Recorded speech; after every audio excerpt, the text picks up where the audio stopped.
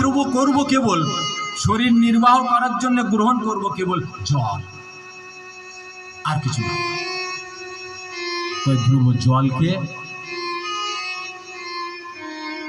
অনেকদিন হয়ে গেল, জল খেয়েও যখন ভগবানের দর্শন পেলেন না, তখন ধ্রুব সিদ্ধান্ত করলেন এক কাজ করা যাক, শুকনো পাতা খেয়ে আমি ভগবানের আরাধনা করব, যাতে ভগবান দর্শন দেয়। শুকনো পাতা খেয়েও ভগবানের দর্শন পেলেন না।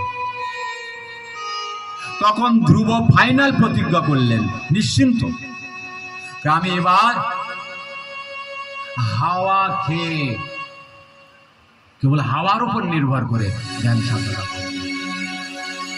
আর যখন তখনও পেলেন না ভগবানের সাক্ষাৎকার আর দর্শন, তখন ধ্রুব মহারাজ এক পায়ে দাঁড়িয়ে নিঃশ্বাস প্রশ্বাস রুদ্ধ করে দিয়ে ভগবানের গুরু প্রদত্ত নাম উচ্চারণ শুরু করলেন। কিছুক্ষণের মধ্যে ত্রিভুবনের মধ্যে ত্রাহিমাম ত্রাহিমাম শুরু হয়ে গেছে। সবার নিঃশ্বাস নিতে কষ্ট হচ্ছে, স্বর্গের দেবতাদের অসুবিধা হচ্ছে, তারা ছটফট করছে, তারা খুঁজছে কোথায় যাবো, কি এখনো তো প্রলয়ের সময় হয়নি, তাহলে এমন কেন অবস্থা, এমন কেন, এমন কি হয়েছে? সবাই পরিকল্পনা করলেন এক কাজ করা যায়, ব্রহ্মদেবের কাছে চলো, ব্রহ্মদেবের কাছে চলো। ত্রাহিমাম ত্রাহিমাম করতে করতে সবাই ছুটলো কোথায়? ব্রহ্মদেবের দিকেও। সেই শতলোক ব্রহ্মদেবও সুখী ছিলেন না। সবাই প্রণতি নিবেদন করে জিজ্ঞাসা করলেন, হে ব্রহ্মদেব, এমন এমন কেন হচ্ছে?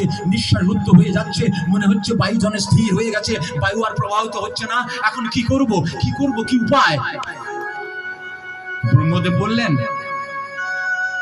শান্তি শান্তি শান্তি, চিন্তা করার কোনো প্রয়োজন নেই হে দেবতাগণ। 5 বছরে এক বালক নাম ধ্রুব রাজা উত্থানপাদের পুত্র বিশেষ ভয়ঙ্কর ধ্যান সাধনা করছে বিষ্ণুর সাক্ষাৎকার করার জন্য।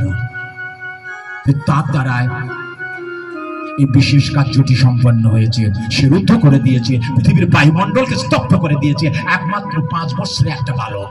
তার নিষ্ঠা, তার দৃঢ়তা, দৃঢ় সংকল্পতা এত এত স্থির, তাই চিন্তা করার কিছু নেই।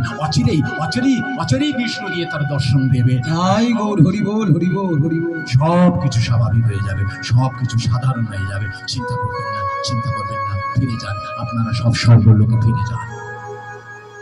ফিরে গেলেন সবাই। চতুর্ভুজ বিষ্ণুকে দর্শন দিতে হলো। চতুর্ভুজ বিষ্ণুর সাক্ষাৎকার অবতরিত হলেন, হয়ে বললেন, ধ্রুব আমি এসেছি, এই দেখো আমি এসেছি ধ্রুব, ভালো করে দেখো। ধ্রুব হাত চোখিয়ে দেখলেন, আপনি সেই আমার আরাধ্যতম চতুর্ভুজ বিষ্ণু, যার কথা শুনেছি গুরুদেবের কাছে, যার মহিমা কীর্তন শ্রবণ করেছি গুরুদেবের শ্রীমুখ থেকে। তাই তো তিনি যা যা বলেছেন সব মিলে যাচ্ছে। এই তো আপনার বেশ, এই রত্ন ভাণ্ডার আদি, রত্ন মঞ্জুরি আদি ইত্যাদিতে আভূষিত আপনি সেই দিব্য স্বর্গের সুগন্ধ, যে গন্ধ আর এই পৃথিবীতে পাওয়া যায় না, অলৌকিক দিব্য সুগন্ধ পাচ্ছি আমি। আপনি সেই আমার সেই আরাধ্যতম দেব, এই বলে অধীর হয়ে পরিক্রমা করলেন ভগবানের। চতুর্ভুজ বিষ্ণুর দণ্ডবোধ করে বললেন, আমি ধন্য হে ভগবান, আপনি আমাকে দর্শন দিয়েছেন, আমি ধন্য।